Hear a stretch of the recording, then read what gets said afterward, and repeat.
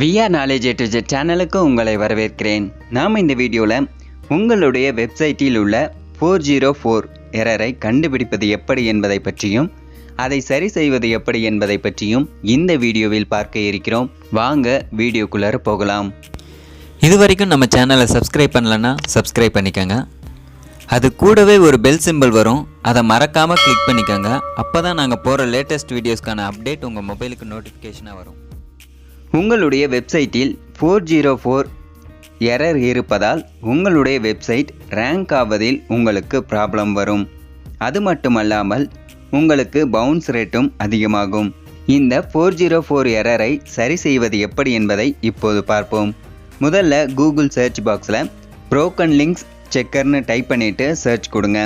முதல்ல வரும் லிங்கை கிளிக் பண்ணிக்கோங்க. நெக்ஸ்ட் பேஜ் ஓப்பன் ஆகும்.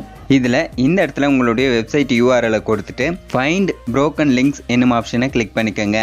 அடுத்து இந்த இடத்துல உள்ள கேப்சா கோடை இந்த பாக்ஸ்குள்ளார டைப் பண்ணிவிட்டு ஃபைண்ட் ப்ரோக்கன் லிங்க்ஸ் நவ் என்னும் ஆப்ஷனை கிளிக் பண்ணிங்கன்னா நீங்கள் உங்களுடைய பிளாக்கர் போஸ்ட்டில் என்னென்ன லிங்க்ஸ் கொடுத்துள்ளீர்களோ அந்த லிங்க்ஸ்களில் எதெல்லாம் புரோக்கன் ஆகி உள்ளது என்பது இந்த இடத்துல ஷோ ஆகும். இந்த ப்ராசஸ் ஆவதற்கு சிறிது நேரமாகும்.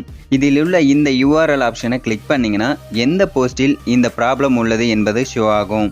இந்த போஸ்ட்டில் எந்த இடத்தில் இந்த ப்ராப்ளம் உள்ளது என்பது இந்த இடத்துல உள்ள டெக்ஸ்ட் மூலமாக தெரிந்து கொள்ள முடியும். இந்த டெக்ஸ்ட்டில் நீங்கள் ஒரு லிங்க் கொடுத்திருப்பீர்கள். நீங்கள் கொடுக்கும் லிங்க் சரியான லிங்காக கொடுக்காத பட்சத்தில் இது போன்று எரர் உங்களுக்கு ஷோ ஆகும்.